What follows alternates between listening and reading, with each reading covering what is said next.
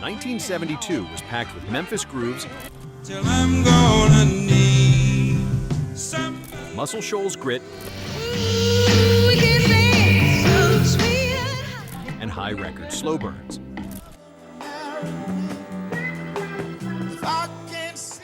But a handful of records rose above the noise and became songs we still know by heart. Here are 10 songs from 1972 we'll never forget.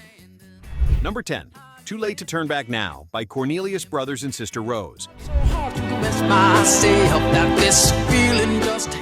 Radiating from soul radio stations throughout 1972, this cut arrived just as family acts were having a major moment in pop and R&B. Too Late to Turn Back Now by Cornelius Brothers and Sister Rose cemented that trend, blending lush harmonies with crisp guitar lines that made it instantly recognizable.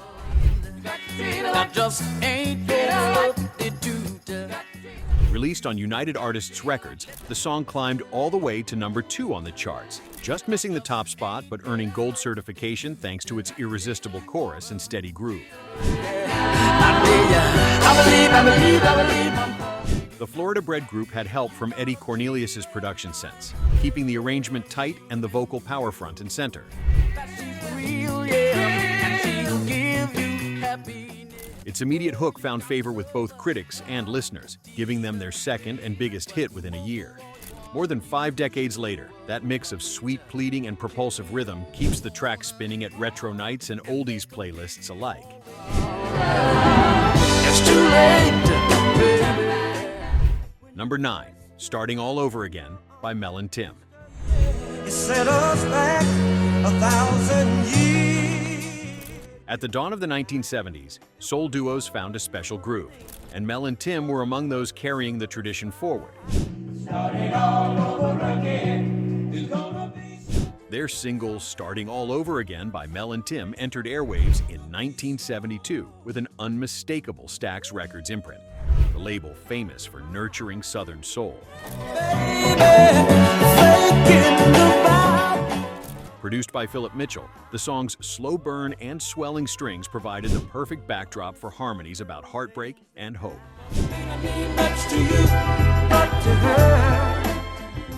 Rising to number 4 on the charts, the track became their most successful single, reflecting the raw emotion and resilience that characterized the Memphis sound of the era. Its gentle rhythm and stirring delivery made it a staple at late-night gatherings and drew in listeners navigating their own fresh starts. Decades later, its timeless message still resonates, making it a standout among the year's releases. Number 8, In the Rain by The Dramatics. Don't want you to see me cry. As 1972 dawned, the Detroit-based label Volt ushered in new heights of dramatic soul with this tune. In the Rain by The Dramatics arrived with sweeping arrangements and a magnetic sense of atmosphere courtesy of producer Don Davis. The soaring falsettos and intricate rhythm made it unforgettable, while its signature sound effects, carefully layered thunder and rain, became one of the decade's most iconic intros. This cinematic approach helped the single reach number 5 on the charts, keeping the group in heavy rotation through the spring and summer. We got to meet at the same place. The track gave The Dramatics their second top 10 hit in less than a year, showing how their blend of street corner harmonizing and sophisticated strings could move both the crowd and the critics. Its influence still lingers in modern R&B productions.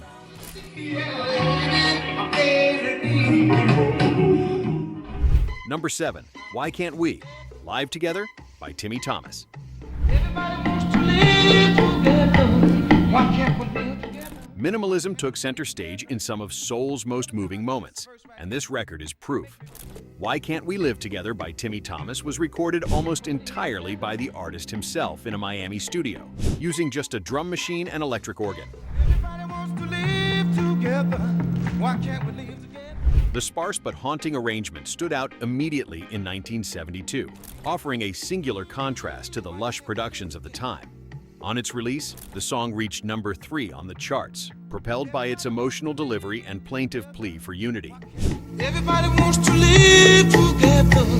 Why can't we live together? It's one of the first major hits to rely so much on early electronic instrumentation, helping to pave the way for future genres. You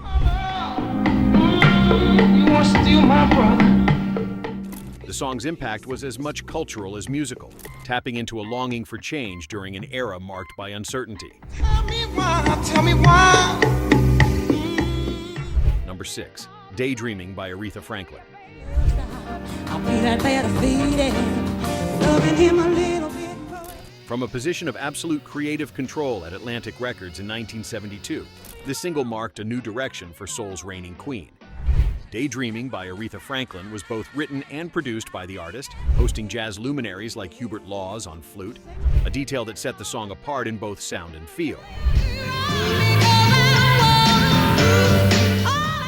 Climactic strings and a softly rolling groove helped the single glide to number 5 on the charts, earning acclaim for its sophisticated arrangement and understated vocal power.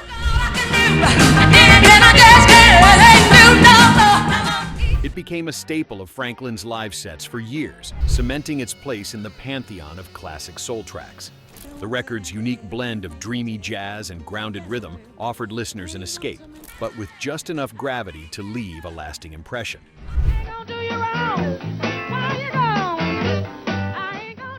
We're halfway through, and the sounds of 1972 are already bringing back some deep cuts. Which of these songs did you grow up with? Or maybe discover years later on a dusty record or random playlist? Got a favorite song we didn't include? Drop it in the comments. We'd love to hear the tracks that stuck with you.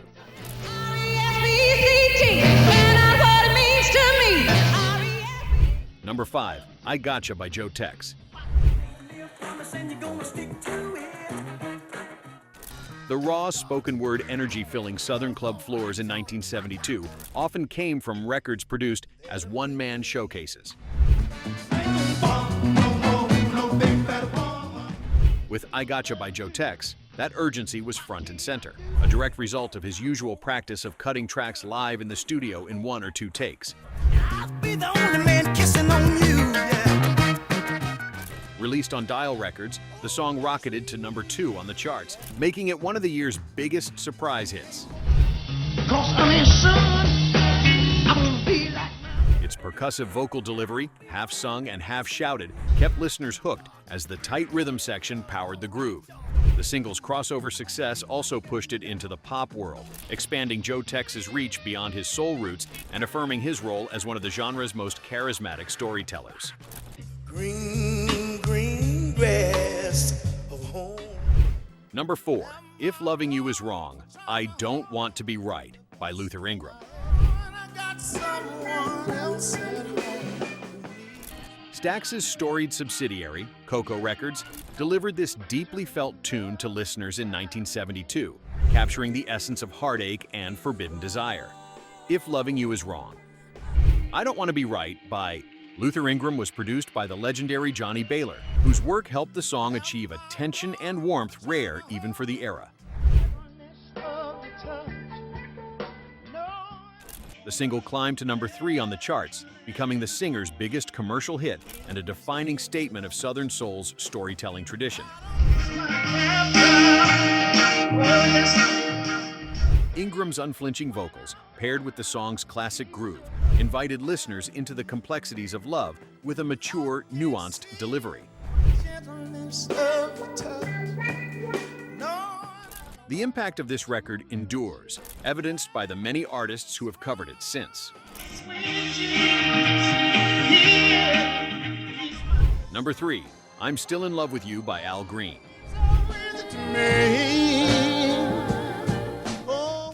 Classic soul's evolution was shaped in the Memphis studios of High Records, right where this track found its magic.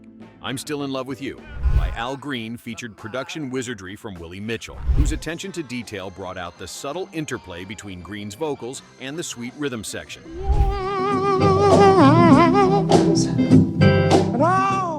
Released in 1972, the song bounded effortlessly to number 3 on the charts, extending a remarkable run of hits for both artist and label. Its signature blend of gentle horns, creamy organ, and vulnerable delivery captivated listeners and helped redefine romantic soul for a new generation. The the single's enduring popularity ensures it's still heard everywhere from weddings to movie soundtracks, guaranteeing its legacy in the story of American music. Now it's found. Number 2, Lean on Me by Bill Withers. Somebody to lean. In 1972, singer-songwriters were shaping the sound of the airwaves as much as bands and producers, and this song is a testament to the era's simplicity and strength. Lean on Me by Bill Withers was released on Sussex Records and built on a piano progression that Withers himself played in his Los Angeles apartment before heading into the studio. Its straight-ahead arrangement and warm vocal topped the charts at number 1, becoming a cross-genre anthem almost overnight and withstanding countless covers over the years. If I have things The record's focus on everyday support and friendship anchored it lyrically and sonically in the fabric of American soul, guaranteeing a spot in history. somebody to lean. Listeners across generations continue to find comfort in its sincerity. Number 1, I'll Take You There by the Staple Singers.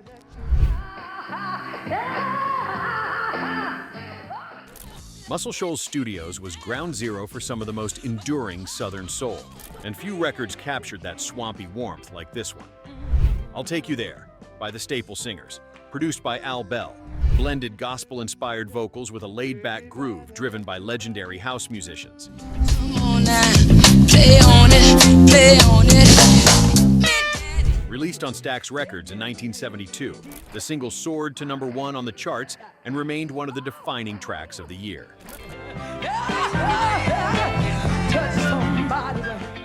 The tune's uplifting shuffle and unmistakable call and response style made it both a radio staple and a live favorite.